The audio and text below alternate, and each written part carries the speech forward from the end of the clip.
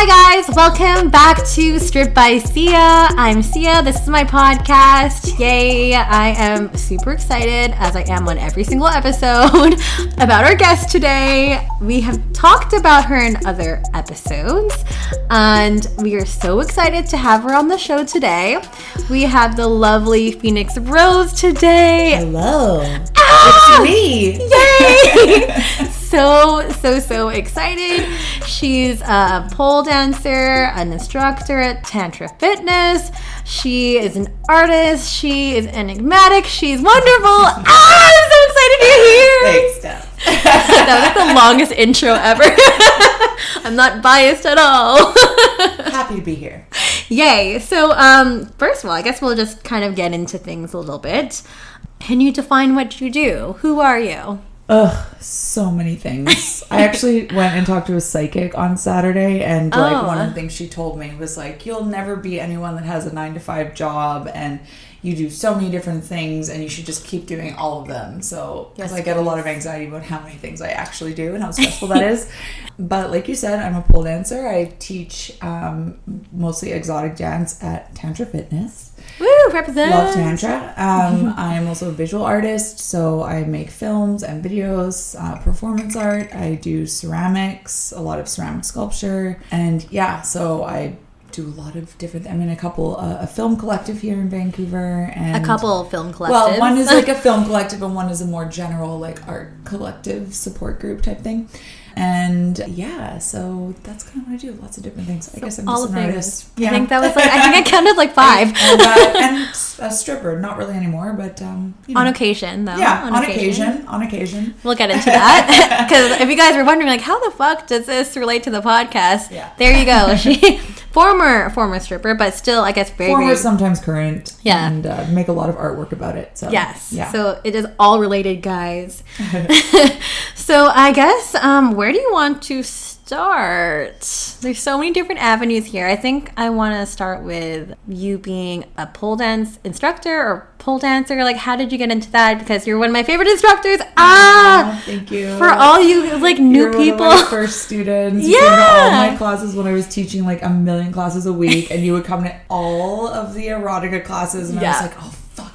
Steph's here. I've been teaching the same routine, like fuck, but you never seem to care, and you always seem super excited. So I was yeah. So I guess how I came into pole dancing, I was a former rhythmic gymnast when I was a kid, and then basically, quit when I was a teenager, and then spent like all of my 20s just being like a drug addict, alcoholic, basically. Oh my God. I did get 2 university degrees in that time. I went to Central St. Martin's in London and studied fine art, and I also have a degree from University of Toronto in English and philosophy and cinema studies. I did not know all this. Somehow, while I was snorting lines all the time, I also managed to get 2 degrees. I don't know. Yay! Anyways, I eventually found myself back in Vancouver and decided that I was going to get sober and stop drinking and drugs, which was awesome. It's been 7 years. Congratulations! Thanks. Amazing. But then I had all this energy and all this time, and I went to see Cirque du Soleil with my sister, and I was like, oh my God, I just want to be upside down. I want to be in the air. Oh my God. So all these like little gymnast me just got really excited. And then I ended up finding Tantra, took a class, and was just immediately hooked, which is a very common story from everyone that does pole. Yep. Became really obsessed. Like literally at the time, like I didn't have a job. I didn't have any friends. I didn't have anything going on. I just like made pole my thing. And yeah, just progressed like pretty quickly. Started doing competitions after about a year of doing pole, and then after about a year and a half, I started teaching. And what's interesting about that though is because when I started, I was super like not into exotic at all. And really? Yeah, I was like, oh, pole dancing is cool, but I'm like a serious artist, so I don't wear the shoes, and so I kind of just wasn't interested in it at all. But at that time at Tantra, there wasn't really any other like dance classes except for exotic, and a lot of my friends were doing it, and I'm like, well, this is like, I feel like this is how I'm actually going to learn to dance these moves together and like learn the flow of pole dancing. And then I was like, well, wait a second, where are all these judgments coming from? Like, why do I think that there's something inherently bad about dancing in heels in a sensual or sexual way? Because once I tried it, I was like, oh my God, this is the greatest feeling in the world, and I feel so empowered, and I feel so like beautiful and like strong and sexy, and like where's the bad thing in that? Yeah. And that's when I kind of realized, I'm like, oh, I have all this internalized misogyny that was indoctrinated into me from the society in which we all live. And most people, and myself included, if I hadn't have started pole, probably don't even question that. They just take that as at face value as a fact, and it makes no sense, and it's completely wrong, and it's really damaging to all women. Totally. So that like really blew my mind, and I just became like really obsessed with exotic style. Yes. And I still teach lyrical pole, and I enjoy dancing. What? I've never seen you. Well, it's been a while. Okay, because like what? Lyrical pole. But I used to. I never had a regular class, but I would sub it a lot, and so I do enjoy like other forms. Other forms of pole dance. But exotic kind of became my thing. But both because I loved it, I loved how it looked, I loved how it felt, I was good at it, and also it had all these like. It really changed my whole way of thinking about my own body and about other women, and also the fact that I had been like this addict, and I kind of like I had never really made the choice to engage sexually with anyone ever in my entire life. Actually, because I was always fucked up. So I had all this shame and like all this fear around my own body, and like pole dance really healed that for me.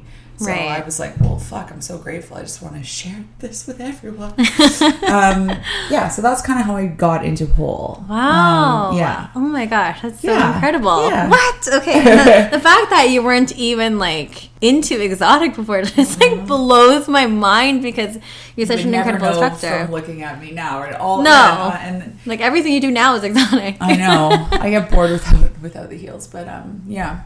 Oh my gosh. Yeah. Okay. I have so many questions for you, and I'm just wondering where to start. There's so many different things that you mentioned here that I want to talk about. So do you want to talk about how I got into stripping, or do you want to leave that for later? Yeah, I do. Oh gosh. I want to talk about like your last statements there though, with the shame that you had there too, because I feel like a lot of people kind of have those judgments already, those preconceived judgments that are kind of under the surface level, and it affects a lot of our decisions and stuff too. Did you want to go into that a little bit? I just think it's a really interesting angle. Well, like one thing that I've encountered too about all this is that the people that I have had the most judgment from about the exotic style are mostly other women. Right. And I haven't had, I mean, not at least to my face, I've never had any male identifying person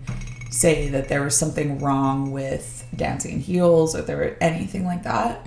At least not to the same degree. But I have had a lot of like women say like, oh, well, pole dancing's cool, but like the heels are too much. I'm like, well, David Bowie's allowed to wear heels and I'm not. Yeah. Like, what? And then, but there's not really this attempt to like unpack that at all. Right. And what is it about dancing in heels that makes you feel uncomfortable? Yeah. Like, where does that come from? Like, I feel that's super weird, because I mentioned in the last episode with Danny, we were talking about some like pole dance studio owners that will not even acknowledge stripping or the exotic style at all.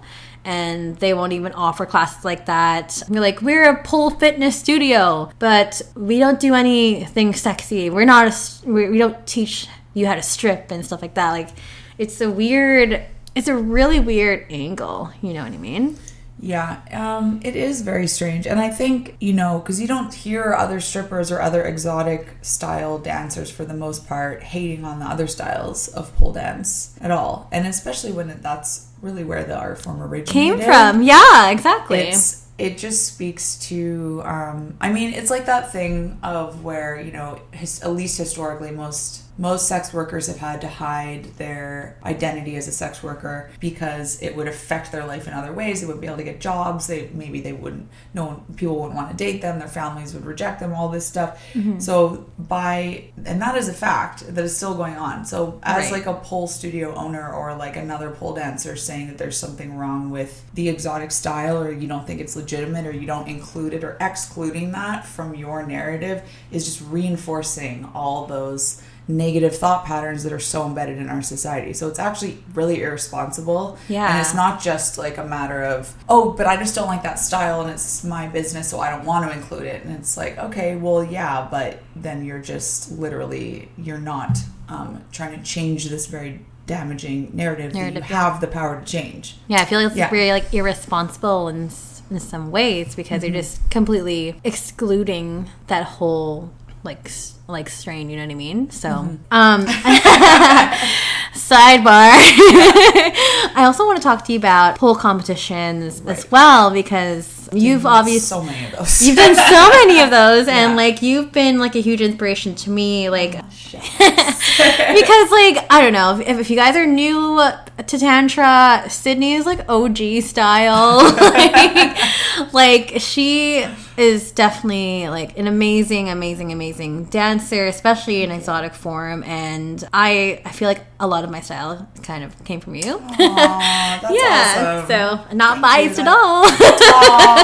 That's honestly, that makes me so happy. Yeah, because I did have to take like a quite a long break from teaching, like probably like a year and a half or something, and in that time so much has changed. Like I don't know, like it was completely new students, and I'm like literally no one knows who I am anymore. I was like, I used to teach all the classes, like, right? What's going on? I know. So I'm like, and because all my students are teachers now, like you and like a few other people, and which is like so awesome. I love that. But so it really makes me so happy when like I can't believe like we're talking about, you know, if you were doing pole 3 years ago, you're OG or whatever, because I've only been doing it for 6 years. It hasn't been like 20. But, oh my gosh. It makes me so happy when I see it, like someone from the old days coming to class. The olden days. But yeah, I mean, competitions were like I said, I used to be a competitive gymnast, and I was like that was my goal when I started, was that I wanted to compete at the BC Pole Fitness Championships, and like I wanted to go to nationals, and I wanted to do international competitions and stuff. And like when I started, there was definitely not as many competitions. There's so many now. There's so many. Yeah. But yeah, I did the BCs for the first time in 2014. I think I came second, and then the next year I won, and then went to nationals again the third year in a higher category. And like I basically just didn't take a break, because then I did a bunch of PSO ones. I did Pole Theater USA like in 2016. Oh my gosh. That was one of the last ones I did. I did like Miss Pole Dance Taboo every year for like 3 years, I think. And then that's always fun. Yeah. So I won Miss Pole Dance Taboo Pro Division in 2016. One of my finest moments. Ooh. And then I think I did like the last competition I did was 2017. What was it? What were you talking about? The Taboo. Miss Pole Dance Taboo. Yeah. And then I think I came second in that one. That was the last one. And then I literally like injured myself a few days later, like that whole week, February 2017 was like insanely traumatic. Oh my god. How did you injure yourself again? I mean, so tell the audience. Yeah. So because I was doing basically like one competition after another, never resting. And when I was at that time, like I taught a lot of classes, like a lot. Yeah, you did. I used to be teaching like at least 5 days a week, or like at one point it was like 10 or 12 classes a week. Yeah, and it was like daytime and then the same day nighttime. Like, and like advanced. Like, they were all the advanced. Like now I don't teach anything advanced, which really makes me happy. I mean, it's still hard, you know what I mean? Yeah. I need to be doing like 1,000 shoulder stands a week, which is like what I was doing. Yeah. And also at that time I was like working in a strip club, so I basically was never resting at all, and I had so many injuries over the years, and it just kind of basically I was actually in a taking a pole workshop with Natasha Wong. Oh, was when I actually it was a great workshop. Oh my but god. Then I was doing some combo and spin pole, and this is why I don't really enjoy training in pole classes or in a studio with many people, because it really ups my nervous system can't handle. Me too. I get the anxiety. Yelling and the screaming,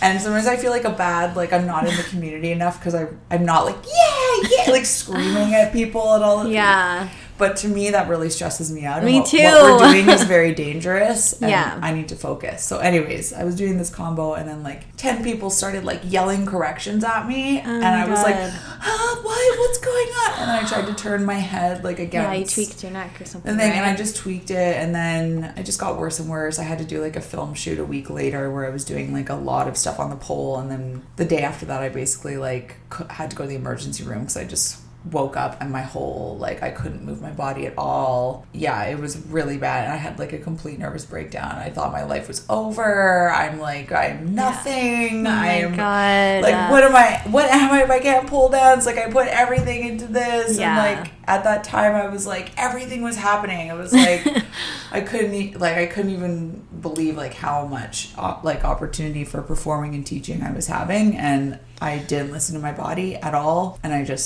it like literally broke. And then so I had to take like quite a long break. I also got shingles right after that. All the and then I was things. like, I'm just gonna stop pole dancing and gain 20 pounds and learn to love myself. Yeah. And I did. And now Yeah. I'm super happy again. But And now you're back, so welcome back. I'm back. Yeah, so I've been back like casually training for about a year, Yeah. teaching. Taking it easy now, right? Listen to your body. Yeah, it's really, you have to. Like, I just never, ever, ever want to be in that position where I was before. Yeah. Of like not even being able to function and not being able to do the thing that I love to do so much. So That is so devastating. So I guess my advice for your listeners, not that you asked, was if you are going to do competitions, it's a really great way to train. It's a really great way to improve. Like for me, I love having a goal. So Yeah.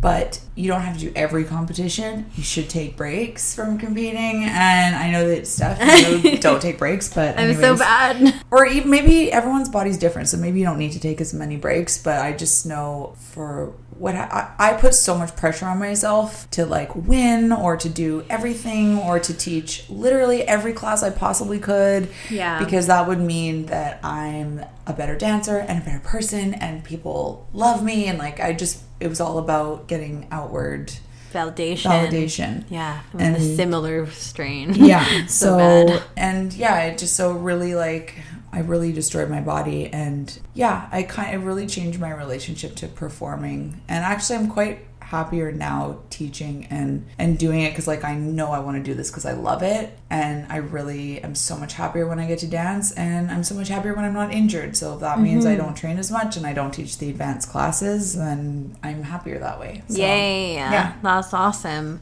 Yeah. So guys, take your class. Yeah, come to class. And take care of your body.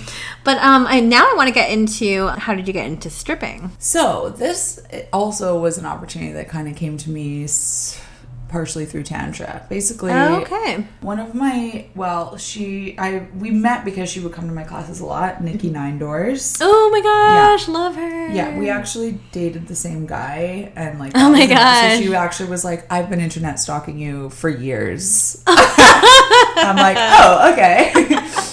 She's like, yeah. So Nikki was internet stalking me, and he was coming to my classes, and we kind of became friends through that. Like, we dated the same guy. Isn't that funny? Haha. Yeah. And, and I was teaching all the exotic classes, or like everything I taught was exotic, but I had never been an exotic dancer. Mm-hmm. And I started to get really curious about it. Not a lot, but like a few of my friends worked as dancers, and so I started asking her about it, and was just curious, and was like, yeah, I'm thinking about trying to start stripping. And then she started producing a show called Retro Strip Show in 2016, and she was like, hey, are you still interested in stripping? And I was like, yes. And she's like, well, I'm doing this show, it's live music, and if you don't know about Retro Strip Show, you definitely should go. I think I've been in five or six of them at this point. Yes. It's all basically the band is on stage with you, music from usually the 60s or 70s.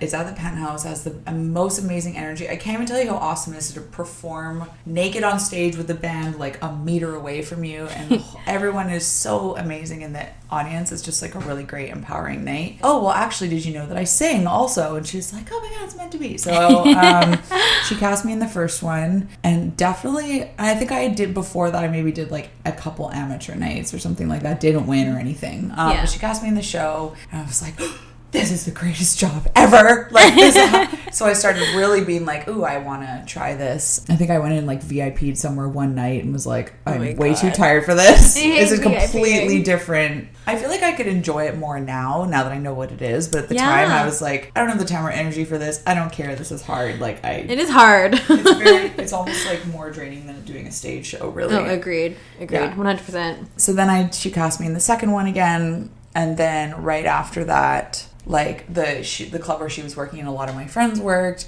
one of their main headliners was leaving the club. They needed someone to fill the spot, and like her and like a few other people basically were like told the person that you know books the girls, like, you should really audition Sydney. Mm-hmm. So then I came in there and basically auditioned and then like started working there the next week. So I started working there in like end of September 2016. I was there for like 5 months, so not really very long. Was not my choice to leave. So I want to get into things like that. So a couple things. So what was the audition process like for you? Well, how did that work? I came in. I wore a costume that it was like a hand-me-down costume that Nikki gave me. It was like that had been hand-me-down to her as well. Oh, wow. Which, funnily enough, like I thought that costume was so cool, and after like a couple months of wearing it at the club, they like told me to never wear it again. They were like, we don't know what that costume is. I was like, okay. What was it? Like, I don't know. But like it's probably like pretty problematic too. I think it was like some voodoo thing. I don't even know, but it didn't look like anything. It had like a cape and a long skirt with like chiffon and like fur and stuff. It was weird. It was confusing. I can see why they didn't. Like, never wear that again. So I came in and I think I performed on the stage to 2 songs, and they were just like the DJ and the woman like auditioning me were just like talking to each other and barely watching me say shit, and they were just like, yeah, that's cool, you can come in on Saturday. And I was like, oh, okay. But they were like, but you need hair extensions. I'm like, cool. Oh, wow. Interesting. But it was really like, it was my entry into stripping is not at all normal. Like, for a Vancouver stripper, it's complete. Basically, I like skipped, you know, the whole like having to go on the circuit and like travel. I basically got the cushiest stripping job ever with literally no experience. So an anomaly. Yeah, like, don't try and do it that way because it won't work. But honestly, I really wish that I had the experience of being on the circuit first before going there, because just because I'm a good pole dancer doesn't mean I'm going to automatically be a good stripper. I think that I was a good stripper, but, you know, after I had like a crash course in doing it. But I think like even just stuff like learning how to use the costumes, because I wasn't used to, and again, the place where I worked really wanted the girls to have really big costumes and lots of like feathers and things to take off, and like I was like big feature costumes. Yeah, it was big feature costumes. Yeah. So most of my costumes were hand-me-downs or like like really nice lingerie. Yeah, actually pretty, like a few of them I had made. Like if I had one costume that I was actually like my costume for Pole Theater USA. I did like a Snow White routine, and then I just like got like different like, you know, more sluttier bottoms like made for it or whatever. So stuff like that. Like I had a few things, but yeah, basically like scrambling to get enough costumes, and then just not, you know, like not feeling that comfortable performing in a lot of them. So there's that, just the ins and outs of like working in a club that I just wasn't familiar with at all. Like selling dances, I think I was way better at it by the end, but at the beginning, like just not knowing anything about that, and I had to rely like so much on my friends that I worked with for everything. So because I just didn't know, and I didn't want to look stupid, and I didn't like, so it was kind of a weird situation where I never really felt like I fully settled into working there, and I pretty much always felt like my job was on the line. I never even really had a conversation with my actual boss, like the owner of the club. Like I don't even know if he like knew who I was, like really? And I was working there like 3 or 4 days a week, you know. Wow. So yeah, I think maybe like I think maybe if I had a little more experience, then I could have just focused on like, I'm just going to do a good show because I know how strip clubs work. But instead I was like, I don't know anything. It was really fun because I started stripping when I was 33, and it was really fun that everyone just always thought I was 21. Like, no. Thank you. Yeah. And they're like, but your abs. I'm like, what are you saying? Like, what do you mean? Think a 33-year-old looks like? Like, I work out for my job. Like, I guess thanks. Yeah. I'm like, oh, aren't 33-year-old women supposed to be gross? Like, ew. Actually, another side note, I just remember, I mean, you can edit this out if you want, but I remember something funny I said. Because, like, I love to make strangers guess my age because they always, like, and I'm like, oh, I'm 36. And, like, they're like, oh, wow, you don't look 36. And I'm like, yeah, I know. Wouldn't that be disgusting if I did? And they're like, ha, ha, ha, ha, They're ha. so uncomfortable. Yeah, exactly. Please leave. Exactly. Anyways. That's so funny. That's, yeah. Okay, wow, there's so many things in that conversation there. Wired. Yeah. A little bit of caffeine. Yeah. Okay, yeah, a few things. So I guess, yeah, your entry into stripping is definitely not normal. No. As is mine. It was kind of similar too because we did everything like backwards. Yes. You know, very backwards, and also at a very later age. Like, Yeah. So you're 36 now. Yeah. I'm 30. I've only really officially been on the circuit, but not the circuit, only within downtown Yeah. circuit for like a year, like almost 2 years. But like it's been really privileged, I want to say. Yeah. Because all of the dancers I talk to, they're all like, oh, I had to go to Fort St. John, or I had to go up north, and I have to go to Victoria and all these places. And you have to be like dancing on the circuit for like a year before you even step foot into a downtown club and whatnot. So that's really interesting to hear that kind of perspective because I just don't hear it very often. So that's kind of cool. And also a really cool statement that you made was you being a very good pole dancer, but that doesn't automatically make you a good stripper. Yeah. Can you elaborate on that? I have some things to say about that. Well, I think what I love about stripping, I thought maybe like when I was like, oh, I want to be a stripper, I thought I wanted to kind of do these performances. Like I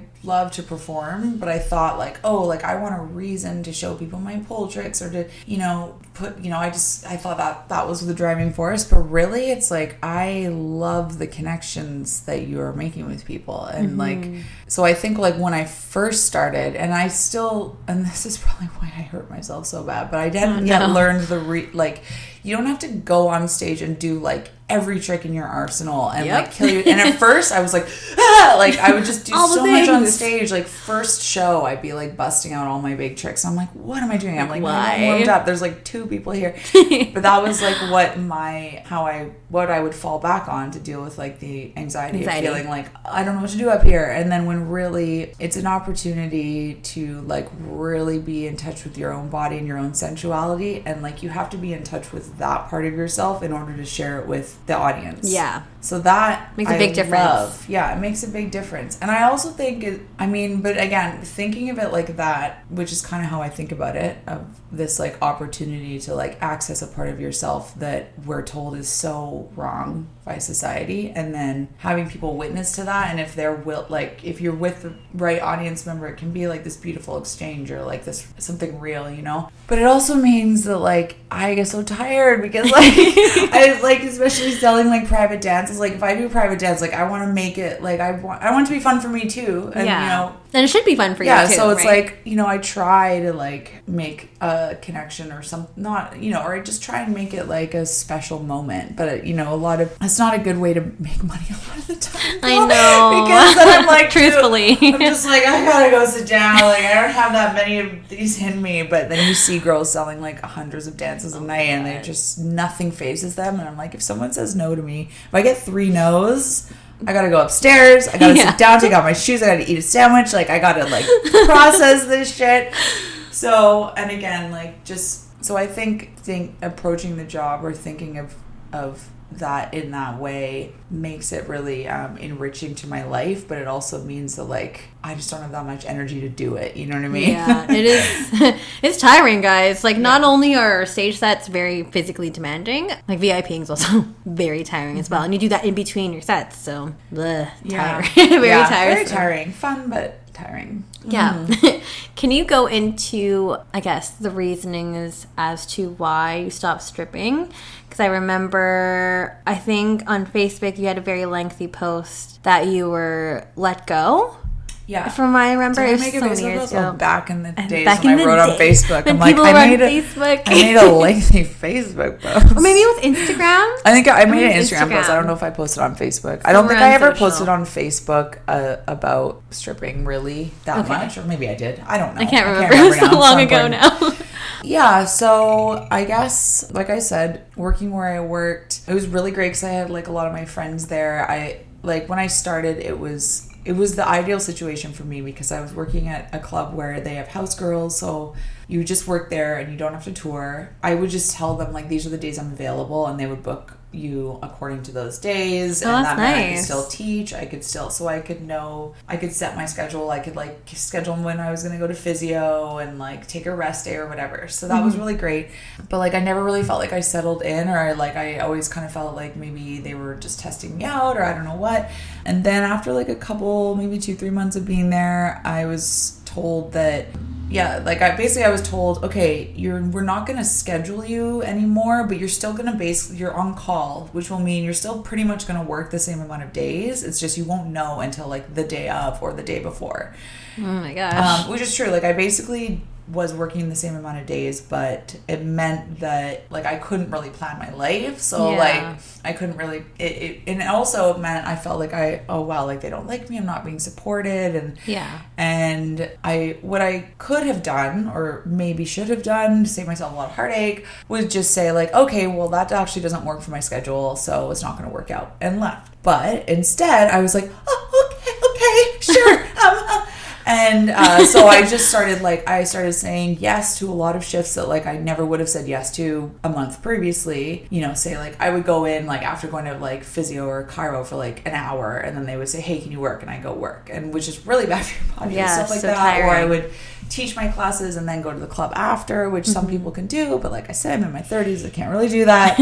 And then while I was at work, I would just like I would never rest. I would be constantly trying to sell dances. Like I just was super, super anxious about it. Yeah. And put, you know, this club owner or whatever, they're on like a pedestal basically above my own well-being. Yeah. And I thought there was something I could do. And I think it made like maybe my performances not like, I feel like I mean, people at that time, friends of mine, are like, dude, you were strung out. Like I was worried about you that I got like really, really skinny, and like I feel like my skin was like gray, and I was like depressed. I didn't even know I was depressed. Like I would just be like in a ball and then get up and like go to the club or go to teach and then just like be in a ball and repeat. Yeah, and So I didn't really, and I actually, again, like, I really, really reminded me of, like, drug addiction or alcoholism. I was just going to bring that up. But it was, in a lot of ways, it was worse because I was actually sober experiencing it. I was so addicted to the high of being on that stage, of that 20 minutes of sex and people throwing money at you. I was sober, wasn't even smoking weed, wasn't drinking, wasn't doing drugs, nothing. But I was like completely incapable of actually taking care of myself because I would have done anything to keep that job. Yeah. Even though it was killing me. Like I didn't give a shit. And wow. It was like really crazy. Oh my god! But when you're in it, you're just like, and it was so strange because, you know, it was like an abusive relationship when you're like, oh, but it was so great at the beginning, and like, oh, but you know, you make excuses, and you see it like working for other people, and you're like, well, why, you know, is something wrong with me? But anyways, basically, I eventually in like February 2017. Same week that I injured myself in that workshop and did Miss Pole Dance Taboo. And there was like, I think I did Retro Strip Show that week too. Oh yeah, and then I got fired. It was like literally in like a week period, all this stuff happened.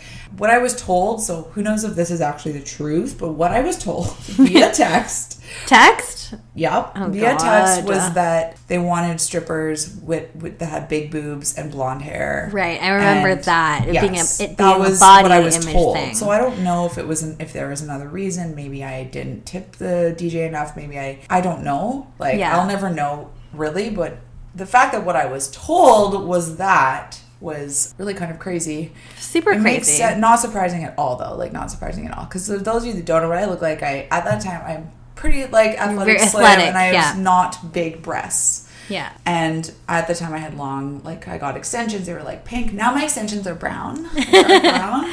Very pretty. Thank you. But yeah, it was one of those things where I was like, wow, I did so much to please you. I got all the big costumes. I sold dances. I was nice to people. I everything I thought of, and then to be told that it's like, oh, well, we just want someone with big boobs or fake boobs or whatever, but no, like, no one's going to pay for that, or I don't know, just kind of... just rubs you the wrong way and, like, leaves you with a really weird impression and upsetting, too. It just almost sounds like an excuse or something. It was just very, very interesting. It was almost hilarious to me, actually. That was what I was told, because it was almost so stereotypical that it was like shocking on a new level, because you were like, what? How could this stereotype actually be true? Which is strange too, because most of the other girls like did like kind of looked like I looked. Like, it wasn't like everyone looked like a quote unquote stripper from the 90s, and then I didn't. It was like we all had our own similar look, and, you know.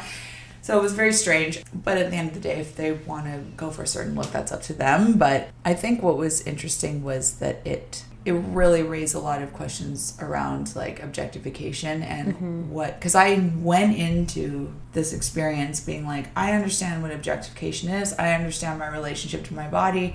Like, I think it's it'll work for me to, you know, consensually objectify myself, and it won't hurt me. I just thought, it won't hurt me. And then very quickly, like, I learned so much about myself, about like, okay, I have no boundaries. Like, I take things personally. I'm quite sensitive, and, you know, all these things, which if you're not aware that you are that way and managing yourself in certain situations, you can get hurt. So it can be very damaging. Yeah. Right. So I was like, whoa, what the fuck? I can't believe stripping's hurting my feelings. What? Like, it was very upsetting, because so that firing, and I injured myself very, very badly, like all within a week. And that's so intense. Yeah, it was a very intense time. And then I didn't want to stop training. I didn't want to stop my life. So I kept going with it, hurt myself more, and then took a big break after that. Yes. I had to. Was not my choice. No. Yeah. But, you know, I think during that time you were able to really learn a lot about yourself, which I think is super, super important as well. So, and also, I guess, during that time, would you say your time stripping has really influenced? Yes. For sure. Yeah. So it was actually in a lot of ways, a huge relief that I was forced to take this break, because, like I said, I'm also a visual artist and a filmmaker. So yeah, let's talk about your art. Yeah. So basically, my experience stripping just completely like changed my whole practice, and because I had for years, I'm like, oh, like, how do I bring pole dancing into my art practice? They feel so separate. Like, you know, finally, like, by becoming a stripper, I was like, oh, I know what I need to make. So I also shot this one film, like, again, the day I did Miss Pole Dance Taboo, and that, I think one of my last shifts working there, So I started like secretly shooting footage at the club that like nobody knew that I was doing. Oh, really? I have this like really little tiny camera? Japanese camera. It fits in the palm of your hand. Oh, no way. And it doesn't look like a camera at all. So I was just started like shooting whenever I was alone in the change room. I would like do these like mini performances to myself in the mirror, and like I would basically like give a private dance to myself in the mirror, and I just kind of didn't even really know what I was making. Started shooting that, and that became, and I also started talking to a plastic surgeon, because this whole like, do I want to get fake breasts thing, or I just wanted to explore that, because I was really impacted by just the very fact that as a stripper you're naked in front of the mirror talking to your friends about your body like all the time. Even pole dancers. Yeah. It's not normal. No. It's not. Like, I even see this now just as a teacher. I'm like, wow, the skinnier I get, the fatter I feel, and the more I hate myself. Like, unless, you know, it can be a dangerous, slippery slope. Totally. And you think, oh, well, I can always improve myself. So I'm like, well, I'm just going to explore this further and just see what it brings up for me. So I've met with a few surgeons, and have not yet haven't not decided to get fake breasts yet. Mm-hmm. But who knows what the future will bring. Yeah.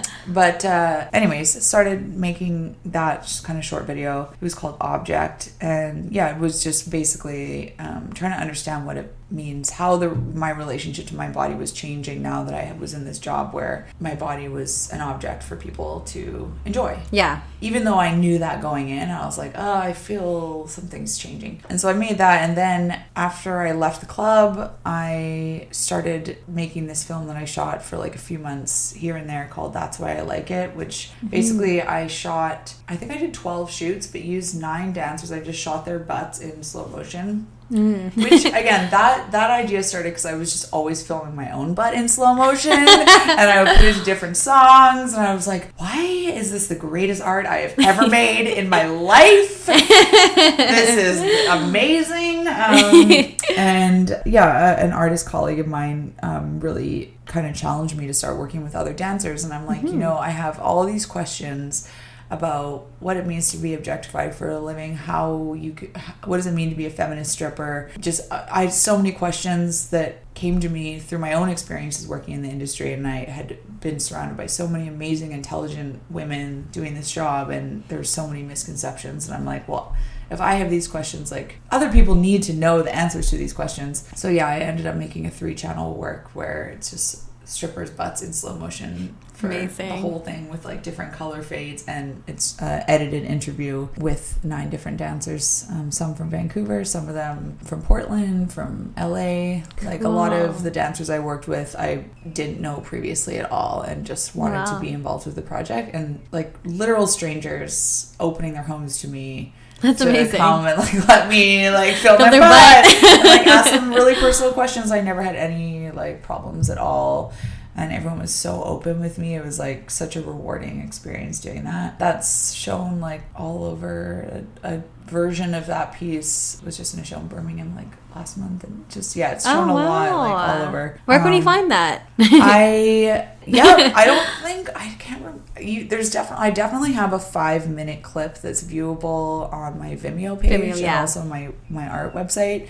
I don't know if I have the full version up because it still shows around a bit, but if anyone gets in touch with me and wants a link, I can send them a link with a password and stuff. Perfect. We'll plug all that stuff at the end of the show. I just got excited. I was like, ooh, I want to see it. Yeah.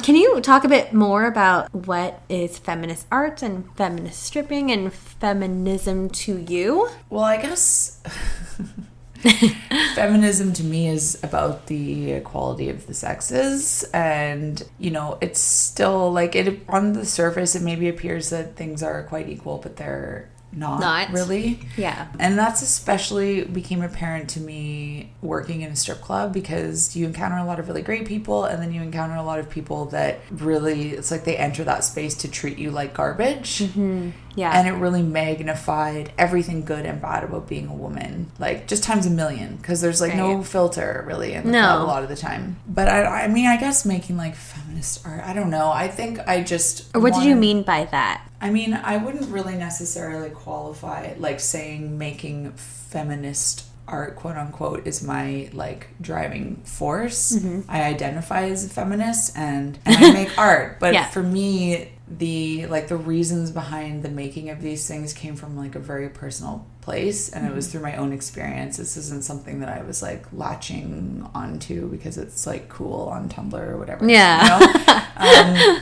These were questions, and the questions that came up for me were like so like the fact that I was like so anti-exotic, and then completely changed. Like I'm like, what is that about? Like I'm so grateful that I've had that opportunity to change my mind and open my mind to my experience, and like 90% of the population doesn't do that. Right. And I think that's a lot of the reason why I wanted to make work about it, was to process my own feelings, but also like, for instance, I went into a screening of one of the films with my sister, and I never talked about the fact that I was stripping. I knew that she wouldn't be cool with it or whatever.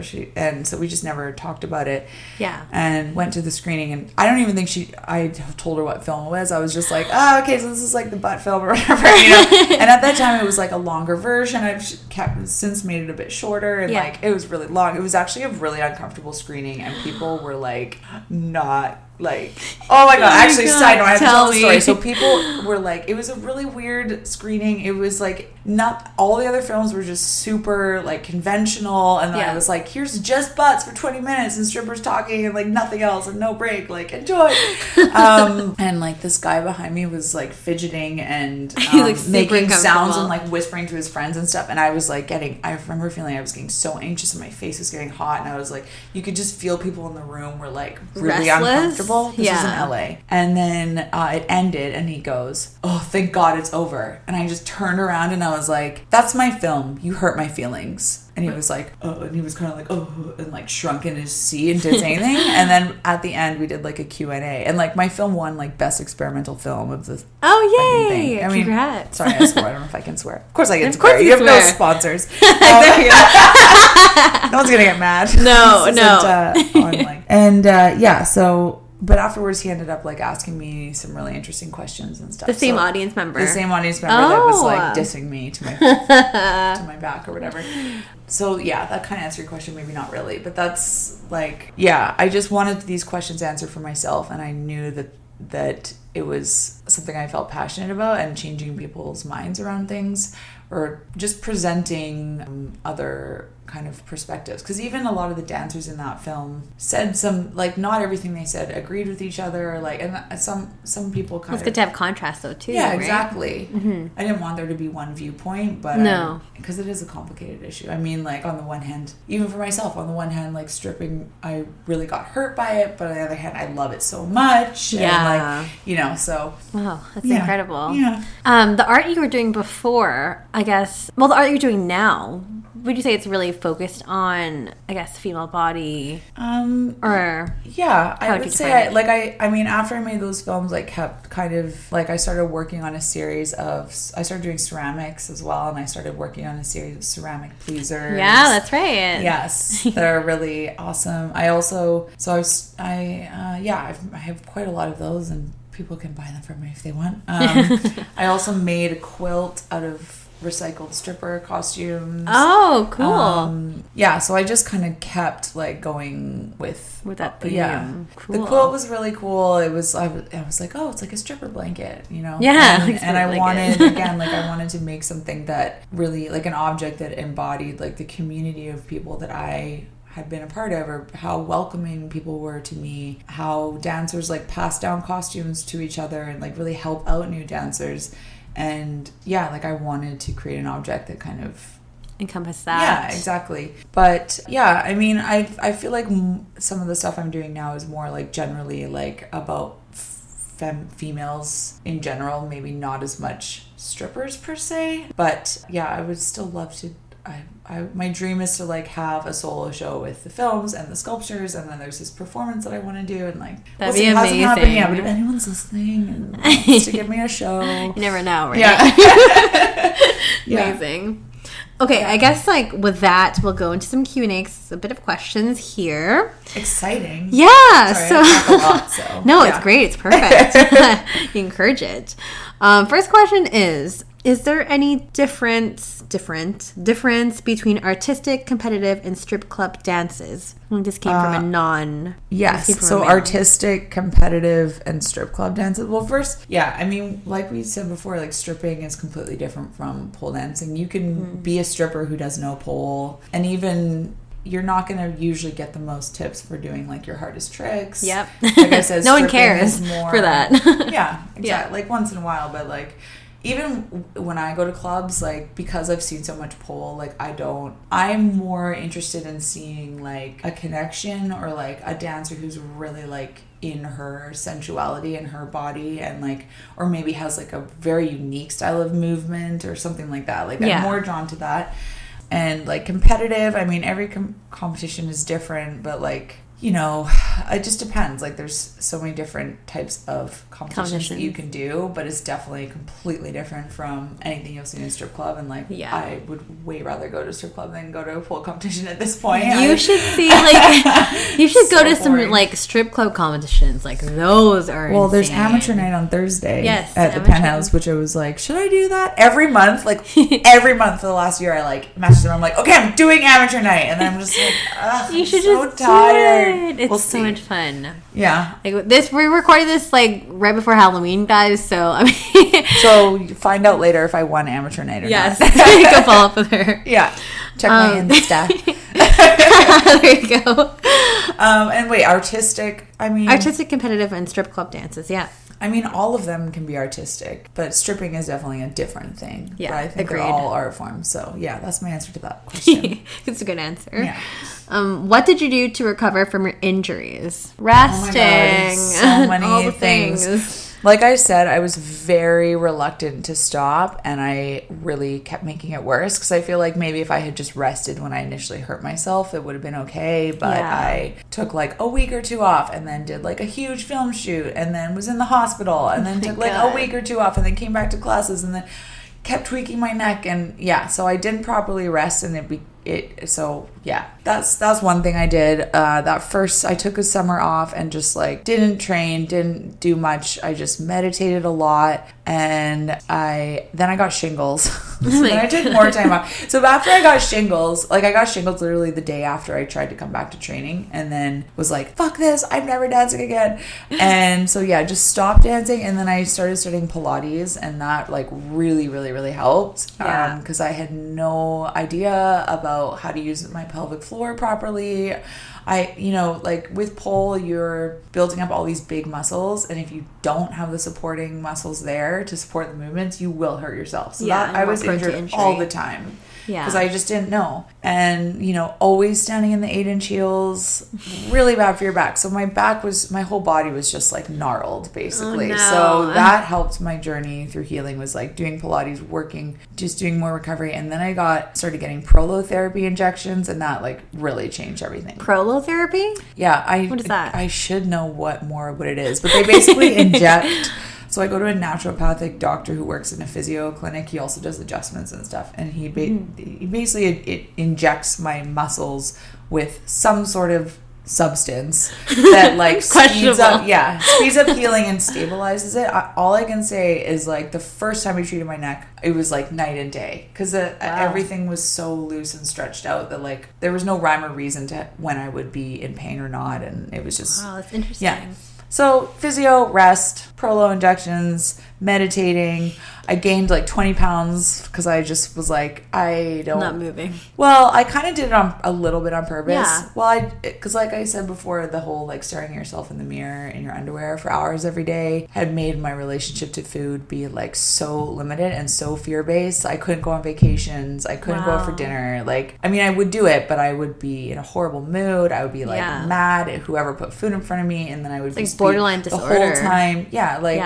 The whole time I'm like, okay, I'm eating something, but I'm planning like how much exercise I have to do to burn the calories. And oh, wow. So it had gotten like I just wasn't happy. But you don't know, because you're like, but I'm skinny, so that looks more important, right? And I was like, well, fuck this being skinny shit. Like, I want to eat ice cream and pizza, and I don't want to feel bad about it. And so I like stopped staring at myself in the mirror. I didn't really even notice that I gained, I don't know how much I weighed. Maybe I gained like 15, 20 pounds at the most, but I was underweight to start with. But like, I felt amazing. And I'm like, you know what? I actually look great. And like, like I had to buy like a bigger pair of pants. But like, as soon as I bought the bigger pair of pants, I felt comfortable again, and I didn't feel fat. Yeah. And I didn't feel like a horrible person. So that was like a huge part of it, just learning to like love me for actually like who I was as a person and what I was doing in my life and how I treat other people, not like how skinny I was. Yeah, totally. Yeah. So that lots of just inner healing and prolotherapy. For recovery. Yeah. Amazing. Yeah. Yeah.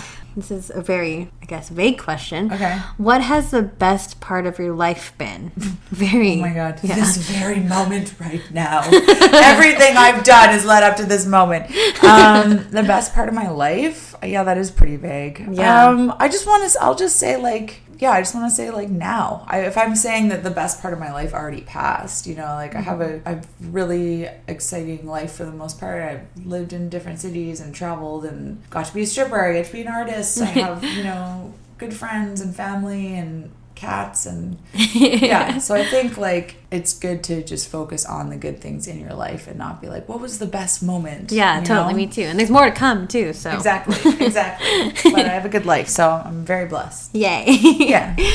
Is it difficult to have a relationship when in the industry? I would say like a little bit. I don't know, I guess it depends on the person. Totally. For me it wasn't difficult. No. So actually, I would say for me, absolutely not.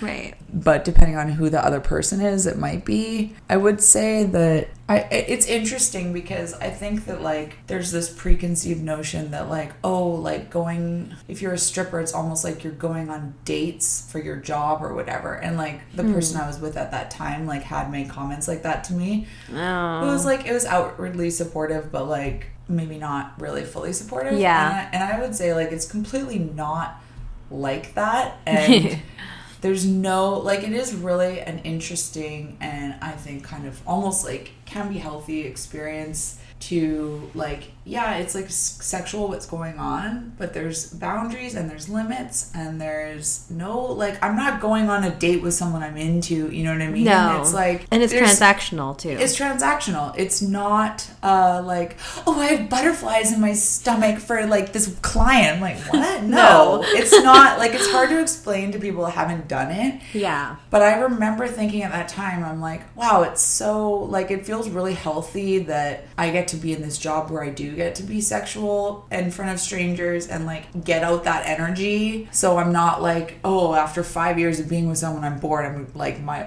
wandering eye or whatever. You know what I mean? It's like the opposite of that. Like I wish people would see, it's actually like insurance on your relationship in a way, because like if you're trying to do a monogamous thing, you're like, oh, but I get to like still be this wild, crazy, like sexual person, but it's not like emotional or like actually sexual for me in any way. No.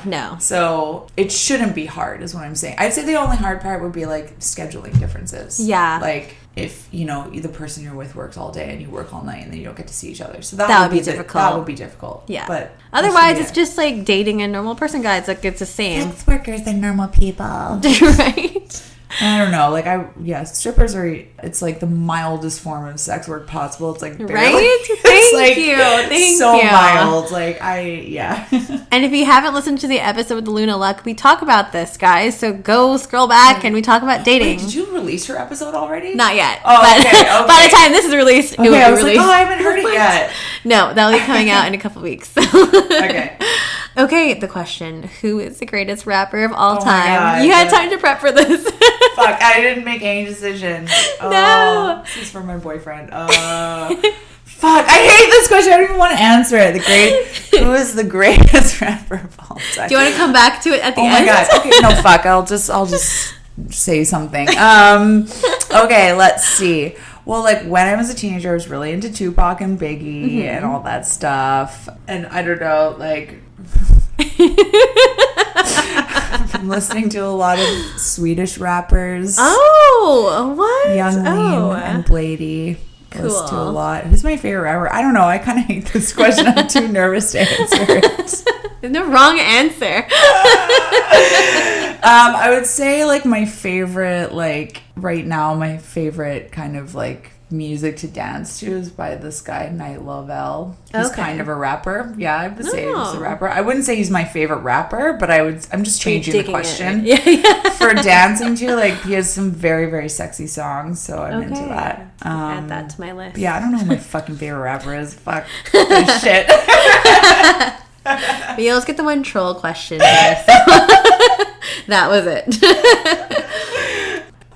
Okay, finally some good questions. Back on track here. What made you get sober? Oh my god, this is like we have to do another podcast about this. You know, I want to have actually. Well, I was hoping to have a podcast episode of just talking about being sober, so that might be another question for that. Sick. But yeah, just because I know so many dancers. Yeah, there's a lot of sober dancers. Yeah, I did, you know, I had a lot of childhood trauma. I came from a family of alcoholics. My father was an alcoholic. He committed suicide when I was really young, and just a lot of other stuff. Like, I had a very, like, tumultuous childhood, a lot of death and tragedy, and then, was just whatever. Alcohol saved me. I actually kind of feel like if I didn't start drinking, I would have killed myself when I was a teenager. Like, gosh. Like, drinking and drugs kind of, like, became my new identity. And then I just did too many of them, a lot. And but because I kind of came from a family, a lot of them went into recovery and were in AA and stuff like that. And so I saw, like, I got to this point, I was like 27, 28, living in London, England, like totally like isolated from my family and friends. I finished art school. I only was partying, like couldn't, and it was just like so sad. And then the bad things that happened started like happening again. Like I broke my nose when I was 20, had to get surgery. Then like 7 years later, I broke my nose again and had to get another surgery. Like, you know, had ruined so many friendships. Like I said, like had all this shame around my body, was like so reckless. And like, thank God, like nothing, like I didn't really sustain like permanent damage to my body, really. I mean, who knows, but like like, you know, I was pretty lucky like in a lot of respects, but was just really sad and depressed, and ended up coming back to Vancouver like right before, when I was 28, and was just like very lost and sad. And I kind of knew like I could just keep with this lifestyle and just keep feeling bad and the bad things keep happening and nothing changes, or I could get sober and try and be the person I was always meant to be, and like actually work through my traumas, and actually not just like get wasted and like have a meltdown. You know, and by the end it was like, you know, you kind of like exhaust all your friends, you know, and so at the end I'm just like in Europe in a random club, like on any free drug that someone will give me, like cornering someone, just like telling them my life story, and then like seeing the look on their face, like maybe you should go to therapy, like you're crazy. And I was like, who am I? Like it was like an out of body experience, like watching myself. And there's like so many stories, but we'll have to have you back on for the whole thing. Exactly. But it was definitely like, I feel like it was not me ending up in Vancouver and getting sober was like not my plan. Like it was something else. Like I feel whatever, not to get all like woo woo about it, but like I just, this is not how I would have planned my life to go. Right. And it's like completely the right thing for me. So, but you got to get your kicks somehow. So I became a stripper. That's too boring not to. Honestly, I was just get naked. But be careful. Not a bad choice. Yeah. Be careful, guys. I guess this goes to the last question too. How did, if at all, your dancing differ sober versus not sober? But I guess you were sober the entire time you were dancing. Oh yeah, the whole time. I will say, like, it was really interesting to see, like, because, you know, when I would start, I would kind of, like, my friend was like kind of like, okay, like the first time I VIP'd, she was like, kind of stuck with me all night and was like, oh, go talk to that guy about, you know, kind of directing me. And I would just observe, like, for me, I'm like, I felt like so anxious and like I was like an open wound. Like there was nothing between me and the environment I was in, but I would watch like other dancers have like a glass of wine and like all of a sudden they're like a slightly different person, and you kind of have that substance as a buffer between you and the client or the environment. Or like say someone's, I never worked with anyone that like would ever get super drunk, or like I never experienced that. But even just seeing people have one glass of wine or smoke a little bit of weed or whatever, it was like a safety net. Totally. You know? And I didn't have that at all. So it was like, okay, I'd be like up in the dressing room, like trying to meditate and like visualize like a golden like orb of light like expanding out from the center of my body, like trying to, and then after like a few months you're like, oh, I'm sick of this. And then like it was like a lot of work to stay healthy when you don't use substances. Not gonna lie. But yeah, that's I've never I started stripping at 33 and I've never been wasted while doing it. So it's not your normal. No, that's good. That's a good thing. Definitely. I would not recommend. No. And the last question here from me. Oh. Are you ever going to offer that Erotica Level 3 workshop? Oh, yeah. Wait, was I supposed to do that? That was right before. Right after you got injured. Yeah, twice. So it was like.